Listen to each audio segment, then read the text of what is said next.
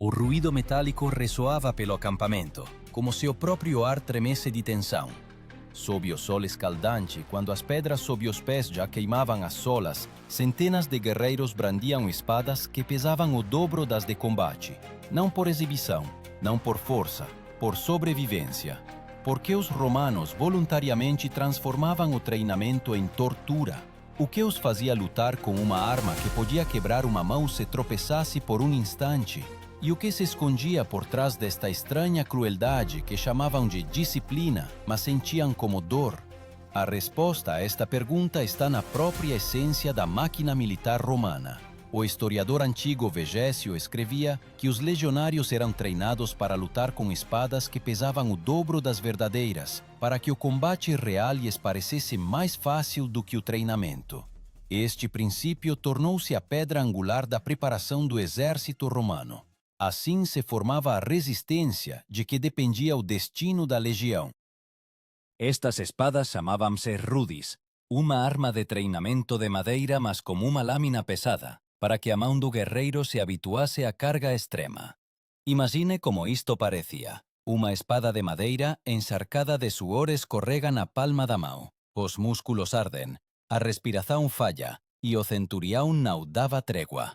Cada golpe era praticado centenas de veces, até que o corpo começase a moverse sozinho, sem pensamento, sem dúvida. Eles treinavam não por força, mas por automatismo, para que na batalha real não pensassem, apenas agir. Este treinamento não era uma lenda romântica. Achados arqueológicos sobre Cartago e Mainz mostram restos de espadas de treinamento de madeira, polidas até a lisura por milhares de golpes. Isto significa que o que Vecchio descrevia não é apenas uma bela metáfora. Isto é o rasto do seu suor, coagulado na madeira. Tal abordagem os romanos chamavam com a palavra disciplina. Não apenas disciplina, mas uma obrigação sagrada. Para o legionário, ela significava mais do que a vida. Quebrá-la significa comprometer toda a formação, todo o exército, todo o império. O centurião zelava para que cada golpe, cada passo fosse executado com a mesma precisão com que um ferreiro forja uma espada. Este sistema distinguia Roma dos seus inimigos. Os bárbaros confiavam na fúria e no ataque, mas os romanos transformavam a guerra num ofício. Os seus treinamentos assemelhavam-se a uma tortura mecânica, onde o corpo era quebrado para fortalecer o espírito. Os mais fortes de espírito sobreviviam. Os mais fracos desapareciam na sombra, sem deixar nomes. Mas era precisamente destes treinamentos que nasciam aqueles que depois resistiam ao ataque de exércitos inteiros. E, no entanto, nesta rigorosidade mecânica escondia-se um enigma. Por que levar o treinamento ao limite da resistência humana, se o inimigo de qualquer forma morreria com um simples golpe? A resposta não reside na batalha, mas no caminho, que começava muito antes dela, ainda no momento em que o legionário vestia pela primeira vez a sua armadura. Quando o recruta entrava pela primeira vez no acampamento da legião, ele não via nem glória, nem ouro, nem futuros triunfos. À sua frente havia um fosso de lama, montes de tendas e o cheiro de suor, ferro e carne defumada. Aqui começava a sua vida e terminava a anterior. Antes que lhe confiassem uma espada verdadeira, ele tinha de provar que era capaz de suportar a mais severa escola de resistência do mundo antigo. A primeira coisa que ele recebia não era uma arma, mas uma pá. E não porque os romanos não soubessem lutar, mas porque cada exército vivia num acampamento que era construído de novo todos os dias. Era um símbolo de ordem. O acampamento tinha de ser nivelado ao centímetro, o fosso de uma profundidade específica, a muralha de terra de uma altura exata. Até o pernoite se transformava em treinamento. Historiadores escreviam que os centuriões verificavam para que os soldados cavassem o fosso com o mesmo empenho com que depois iriam romper a formação inimiga.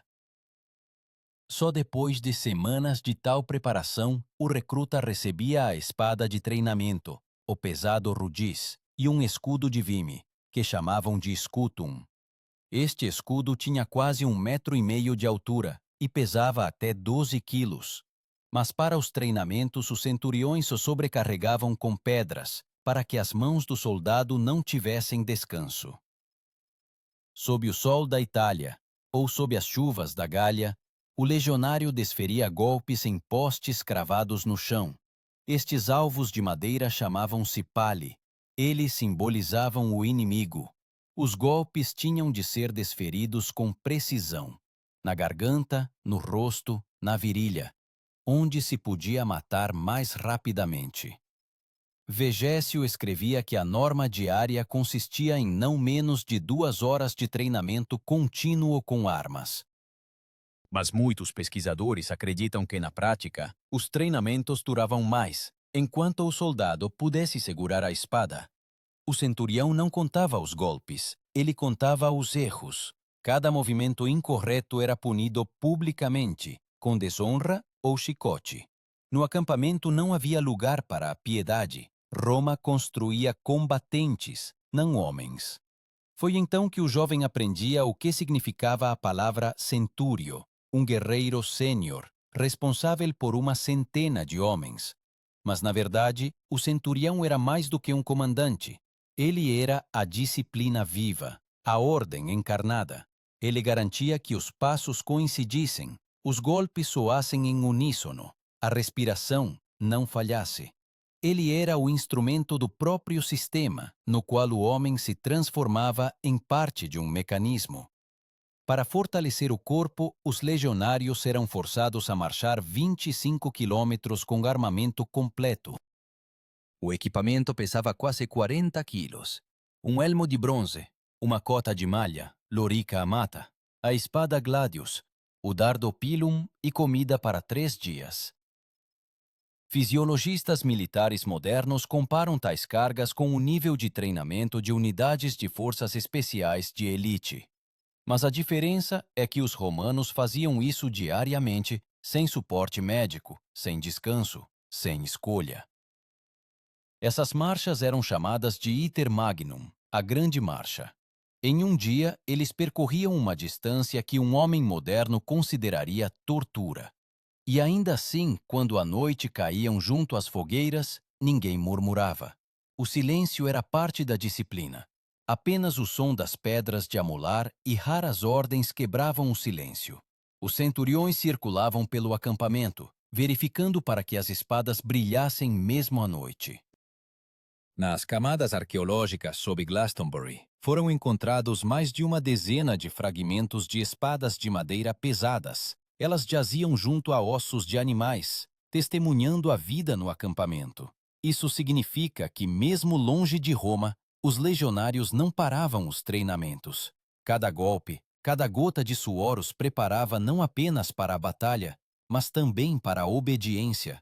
E nisso se escondia a grande lógica do exército romano, o treinamento mais difícil que a batalha. Se você sobreviveu no acampamento, você sobreviverá também no campo.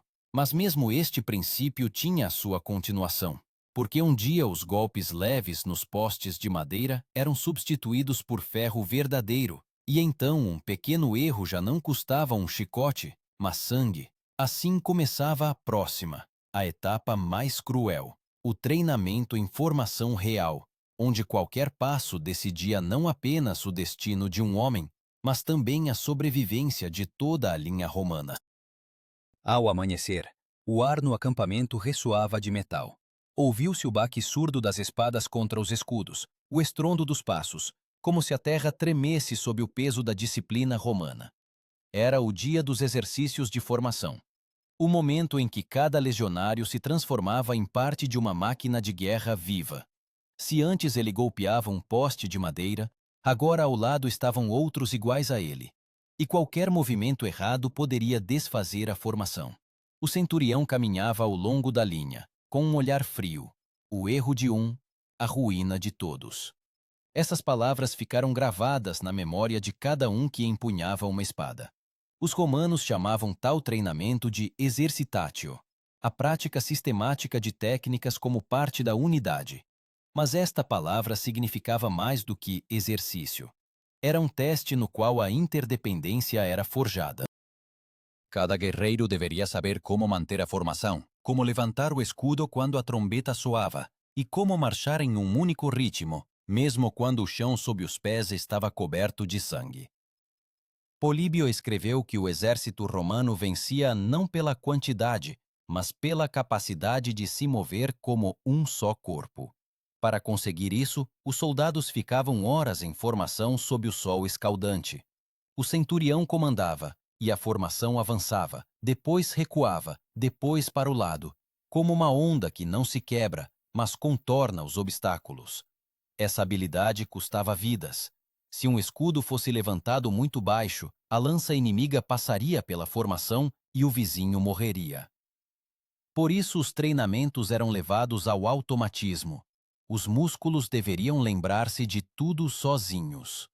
Uma das formações mais famosas chamava-se testudo, tartaruga. Quando os legionários levantavam os escudos sobre as cabeças e os fechavam pelos lados, eles se transformavam em uma caixa de bronze, impenetrável para flechas. Mas para alcançar a tartaruga ideal, eram necessárias semanas de treinamento. Os escudos deveriam fechar-se firmemente, como escamas, sem frestas. Historiadores observam que esta forma de formação salvou os romanos sob uma chuva de flechas na Gália e na Pártia, onde os inimigos atiravam de cima. Um passo errado quebrava toda a formação, e então até guerreiros experientes morriam. Para tais exercícios existiam campos especiais, Campus Martius, Campo de Marte. Ali o chão era coberto de areia para que as quedas não quebrassem os ossos, mas caíam raramente. O centurião garantia que ninguém caísse. Caiu significa enfraqueceu, e a fraqueza no exército romano não tinha direito à existência. Achados arqueológicos sob Colônia mostraram áreas de terra polidas com areia compactada, vestígios de campos de treinamento. Os cientistas supõem que centenas de guerreiros se exercitavam neles diariamente. A camada de cinzas testemunha. As fogueiras ardiam mesmo à noite, porque os treinamentos não paravam quando o sol se punha. Os legionários praticavam os sinais do trombetista, a mudança de formações, ataques repentinos. O trombetista, ou cornicen, era um nervo do exército. Seus sinais substituíam as palavras. 1 som, reorganizar-se. 2, atacar. 3, recuar. O centurião apenas observava, para que os comandos fossem executados instantaneamente. Essa precisão silenciosa impressionava até os inimigos. O historiador grego Diodoro escreveu que os romanos se moviam sem gritos e caos, como se não fossem pessoas, mas um mecanismo. Tal silêncio era mais terrível do que qualquer grito de guerra. Significava controle. Nesse controle escondia-se a filosofia de Roma, vitória através da ordem. Onde outros se lançavam com fúria, o legionário levantava o escudo em ângulo, cobria o vizinho e esperava o comando. Ele sabia que sua vida era parte da geometria geral da batalha. Para alcançar esse estado, os legionários repetiam as manobras por horas. Políbio escreveu que durante os exercícios, os soldados executavam todas as ações com as armas como se estivessem numa batalha real. Lançavam lanças, desviavam de golpes imaginários, cortavam o ar com a espada, sentindo o seu peso, e novamente fechavam a formação. Todos os dias, a mesma coisa, até a exaustão. Só assim os romanos criavam a sua força invencível, não na lâmina de aço, mas na concordância das mãos, pernas e respiração de centenas de pessoas. Eles não apenas treinavam, eles aprendiam a ser parte de um único coração que batia regular e sem medo. Mas tudo isso era apenas preparação. O verdadeiro teste começava quando não se ia para a batalha contra um poste ou contra um camarada, mas contra um inimigo vivo, onde tudo o que fora ensinado tinha de funcionar num instante. Era ali que se verificava o preço de cada golpe de espada, mais pesada que a real, e de cada gota de suor derramada nos campos de Marte. Quando o som da trombeta se fazia ouvir, o tempo parecia parar. No acampamento não se ouvia nem conversas, nem risos. Apenas o ranger das correias, a respiração pesada e o tilintar das armaduras. Era o sinal do início da preparação para o combate. Proelium imitandum. A imitação da batalha. Tudo o que os legionários aprenderam durante meses agora se unia numa única ação, semelhante a uma guerra real. Mas aqui os inimigos eram os seus próprios. E era por isso que esses treinamentos eram mais assustadores do que uma batalha real. Plutarco escreveu que os romanos consideravam a preparação mais importante do que a própria batalha, porque aquele que derrama suor nos exercícios derrama menos sangue no campo. Essas palavras soavam não como um provérbio, mas como uma lei. Os centuriões organizavam combates entre unidades, onde eram usados escudos e espadas verdadeiras, mas sem fio. Tais exercícios eram chamados de armatura, exercício de combate em armamento completo. O peso das espadas e escudos era ainda maior do que em batalha, para que os músculos se habituassem à carga, e a psique, ao medo. Um dos termos de que os romanos se orgulhavam era gladius, a espada curta do legionário, com cerca de 60 centímetros de comprimento. A sua forma parecia simples, mas nas mãos de um guerreiro treinado tornava-se um relâmpago. O golpe não era desferido de cima, mas de baixo, curto, preciso, no abdômen. Historiadores observam que era precisamente esta técnica que os romanos praticavam por horas. Não grandes arremessos como os dos bárbaros, mas estocadas ocultas e rápidas que matavam instantaneamente. Quando a legião se alinhava para o treinamento, a formação parecia uma parede de metal. As primeiras fileiras seguravam o escudum, grandes escudos retangulares, unindo-os num monólito. Atrás deles estavam os lanceiros com o pilum, uma pesada lança de arremesso. Esta formação lembrava uma fortaleza viva. Políbio escreveu que durante os exercícios os soldados realizavam todas as ações com as armas como se estivessem numa batalha real. Lançavam lanças, desviavam de golpes imaginários, cortavam o ar com a espada, sentindo o seu peso, e novamente fechavam a formação. Todos os dias, o mesmo, até a exaustão. Só assim os romanos criavam a sua força invencível, não na lâmina de aço, mas na harmonia das mãos, pernas e respiração de centenas de pessoas. Eles não apenas treinavam, eles aprendiam a ser parte de um único coração, que batia regular e sem medo. Mas tudo isso era apenas preparação. O verdadeiro teste começava quando se ia para a batalha não contra um poste e nem contra um camarada, mas contra um inimigo vivo, onde tudo o que fora ensinado deveria funcionar em um instante. Era ali que se verificava o preço de cada golpe de espada, mais pesada do que a real, e de cada gota de suor derramada nos campos de Marte. Quando o som da trombeta ressoava, o tempo parecia parar. No acampamento não se ouvia nem conversas, nem risos. Apenas o ranger das correias, a respiração pesada e o tilintar das armaduras. Era o sinal do início da preparação para o combate. Proelium imitandum, a imitação da batalha. Tudo o que os legionários aprenderam durante meses agora se unia numa única ação, semelhante a uma guerra real. Mas aqui os inimigos eram seus próprios. E era por isso que esses treinamentos eram mais assustadores do que uma batalha real. Plutarco escreveu que os romanos consideravam a preparação mais importante do que a própria batalha, porque aquele que derrama suor nos exercícios derrama menos sangue no campo. Essas palavras soavam não como um provérbio, mas como uma lei. Os centuriões organizavam combates entre unidades, onde eram utilizados escudos e espadas verdadeiras, mas sem fio. Tais exercícios eram chamados de armatura, exercício de combate em armamento completo. O peso das espadas e escudos era ainda maior do que em batalha, para que os músculos se habituassem à carga e a psique ao medo. Um dos termos de que os romanos se orgulhavam era gladius, a espada curta do legionário, com cerca de 60 centímetros de comprimento. A sua forma parecia simples, mas nas mãos de um guerreiro treinado tornava-se um relâmpago. O golpe não era desferido de cima, mas de baixo, curto, preciso, no abdômen. Historiadores observam que era precisamente esta técnica que os romanos praticavam por horas. Não amplos movimentos como os dos bárbaros, mas estocadas ocultas e rápidas que matavam instantaneamente. Quando a legião se alinhava para o treinamento, a formação parecia uma parede de metal. As primeiras fileiras seguravam os cutum, grandes escudos retangulares, unindo-os num monólito. Para trás deles estavam os lanceiros com o pilum, uma pesada lança de arremesso. Esta formação lembrava uma fortaleza viva. O centurião dava a ordem, o trombetista dava o sinal, e os guerreiros lançavam as lanças simultaneamente, depois desembainhavam as espadas e avançavam. A precisão dos movimentos era impressionante.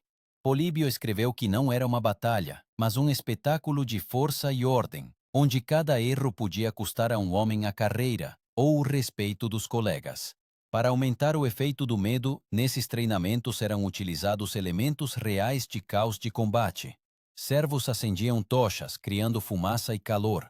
Os tamborileiros batiam na pele, imitando o estrondo da batalha. Às vezes, o centurião dava ordens confusas de propósito, verificando a rapidez com que os legionários conseguiam se reorganizar. Errou, e o vizinho o empurrará, porque a formação deve permanecer intacta. Cada golpe no escudo ecoava por toda a formação, como se um enorme peito estivesse batendo. Achados arqueológicos confirmam as descrições dos autores antigos. Perto do acampamento em Vindobona, atual Viena, foi encontrado um campo com muitas marcas de lanças e vestígios carbonizados, provavelmente um local de treinamentos semelhantes. Isso não era apenas preparação, era a arte da imitação. Os legionários tinham que se acostumar à fumaça, aos gritos, ao cheiro de sangue. Historiadores acreditam que durante tais exercícios não era raro haver ferimentos e, às vezes, até mortes. Mas mesmo o sangue no treinamento era percebido como parte do ideal romano, virtus, que significava não apenas coragem, mas bravura combinada com autocontrole. Morrer durante o treinamento era considerado mais honroso do que viver como um covarde no campo de batalha. O filósofo Sêneca escreveu que o romano aprende com o sofrimento, como o ferreiro com o fogo. E, de fato, o treinamento na legião era uma combustão constante. Primeiro o corpo se quebrava, depois a vontade. Depois restava apenas uma coisa, o hábito da dor, da fadiga, do medo. Historiadores modernos como Adrian Goldsworthy observam que foi precisamente esse sistema que tornou os romanos invencíveis. Sua força não residia nas armas, mas no fato de que sua mente subjugava o corpo. Eles não lutavam, eles executavam tarefas como um mecanismo. Mesmo em pânico, eles permaneciam em formação. E, no entanto, nessa eficiência desumana escondia-se um paradoxo. Quanto mais mecânico o legionário se tornava, menos humano restava nele. Ele era ensinado a não sentir, a não ter pena, a não hesitar. Mas precisamente essa ausência de hesitação o tornava a principal arma de Roma. E quando chegou a hora da batalha real, eles já não distinguiam onde era treinamento e onde era guerra. Porque para eles, tanto um quanto o outro eram parte de um ritual infinito de sobrevivência. Quando a legião partia para a marcha, a disciplina não terminava. Ela apenas se tornava mais pesada. Cada dia era como a continuação de um pesadelo de treinamento, só que agora, em vez de postes de madeira, havia diante deles montanhas reais, rios e inimigos. A guerra começava muito antes do confronto com o inimigo. Ela começava na marcha. Os legionários levantavam-se antes do amanhecer. Eles desmontavam o acampamento, desarmavam as tendas, descarregavam o material e seguiam em frente por 20 a 30 quilômetros por dia, carregando consigo tudo o que era necessário para a vida e o combate. O seu apelido Muli Mariani, Mulas de Mário, nasceu na época das reformas de Caio Mário, quando cada soldado tinha de carregar o seu destino às costas. O peso da bagagem chegava a 45 quilogramas. Armas, elmo, cota de malha, pertences pessoais, marmita, comida, ferramentas e uma parte do equipamento comum. Os soldados marchavam em coluna de 4 pessoas por fila. Cada passo era marcado pelo tambor e pela trombeta. À frente, batedores e porta-estandartes. Atrás deles, as centúrias. Atrás destas, o comboio de suprimentos. Os romanos chamavam a esse movimento agmen ordinatum, ou seja, coluna ordenada. Mesmo em marcha, a sua formação permanecia ideal, como se a própria terra obedecesse ao ritmo romano. Políbio escreveu que, em média, a legião percorria 20 milhas romanas por dia, cerca de 30 quilômetros, e depois disso não descansava. À noite, os legionários construíam o acampamento. Todos os dias, um novo. Fossas, paliçada, fosso, torres, postos de guarda. De acordo com o regulamento de Vegésio, não eram alocadas mais de 2 horas para tudo. O acampamento era sagrado. Se não fosse construído de acordo com as regras, ao amanhecer o centurião de serviço poderia ser executado. Tal combinação de esforço físico e moral tornava os legionários quase super-humanos. Fisiologistas modernos calcularam que o gasto energético de um guerreiro romano em marcha excedia 4.500 quilocalorias por dia, o nível de um maratonista que corre diariamente. E, no entanto, os guerreiros aguentavam semanas, meses. A sua ração incluía grãos, sal, vinagre, carne, uma mistura simples mas nutritiva. Segundo testemunhos de arqueólogos, em alguns acampamentos foram encontrados restos de animais, o que confirma que a carne realmente fazia parte da dieta diária. Mas não era a comida a principal fonte de força. O principal era a disciplina, aquela mesma regra sagrada que eles veneravam. No acampamento não se podia falar alto, não se podia deixar as armas sem limpar, não se podia discutir com o comandante. Violou. A punição era inevitável. No melhor dos casos, privação da ração. No pior, decimatio, a dizimação, quando cada 10º soldado era executado pela covardia de toda a unidade. Este antigo ritual era mais terrível do que qualquer inimigo. Ele mantinha a legião em obediência não pelo medo da morte, mas pela vergonha perante os camaradas. Os centuriões, por sua vez, não tinham o direito de ter pena das pessoas. Eles eram chamados de spina legionis, a espinha dorsal da legião. Eles recebiam o dobro da ração, mas também tinham o dobro da responsabilidade. Se um soldado raso caísse de cansaço, o centurião o levantava com um golpe da vara, a vitis, símbolo de autoridade. Esta vara de videira era mais temível que uma espada. Um golpe com ela era considerado uma desonra que se lembrava por toda a vida. Arqueólogos modernos encontraram fragmentos de varas de videira e pontas metálicas, o que confirma, a vitis não era um símbolo, mas uma verdadeira arma de disciplina. Historiadores escrevem que foi precisamente este instrumento que criou o que hoje chamaríamos de espírito de combate. Às vezes, durante as marchas, os centuriões organizavam curtos treinamentos diretamente no caminho. Na parada, os legionários tinham de praticar manobras, formações, o lançamento de lanças. Não porque esperassem um ataque, mas porque cada dia sem treinamento era considerado um passo para a derrota. Mesmo durante a marcha, o exército permanecia uma escola, onde a lição era a fadiga e o exame a vida. E, no entanto, eram precisamente essas marchas exaustivas, esse trabalho eterno e a monotonia que os tornavam invencíveis. Quando chegavam ao campo de batalha, os inimigos viam pessoas cansadas, mas estavam enganados. Diante deles estavam máquinas, para as quais a dor, o calor e a fome não eram inimigos, mas parte do serviço.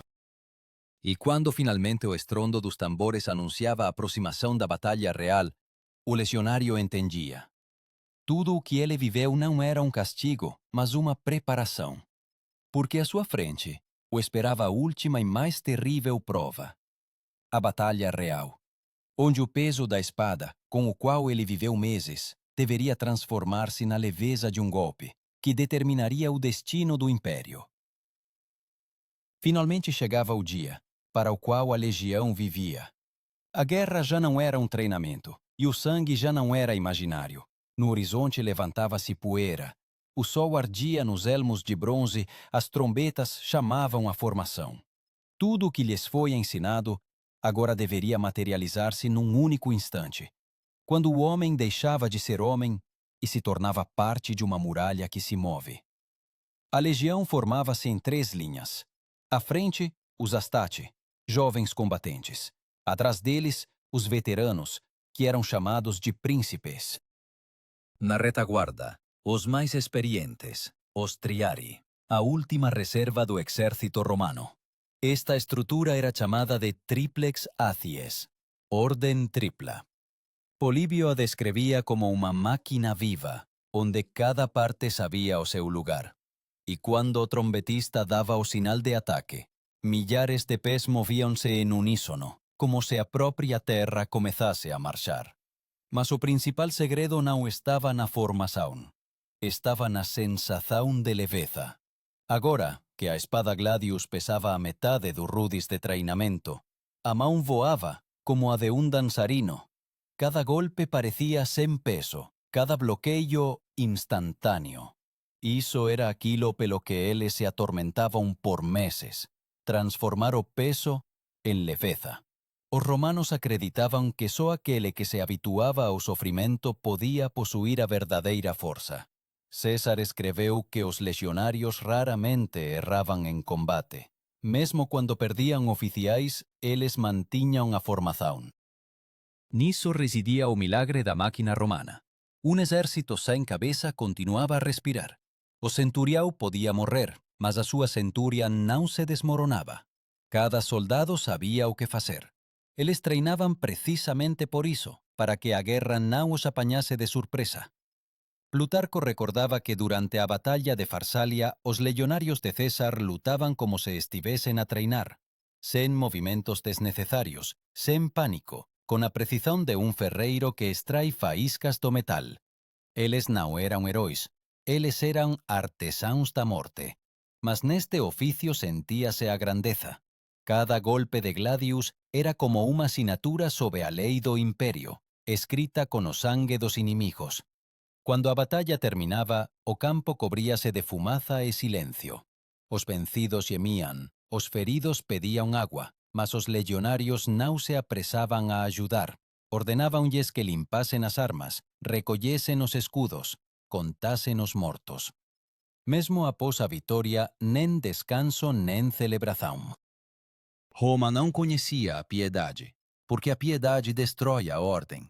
Historiadores modernos chamam a este fenômeno de armadura psicológica do legionário.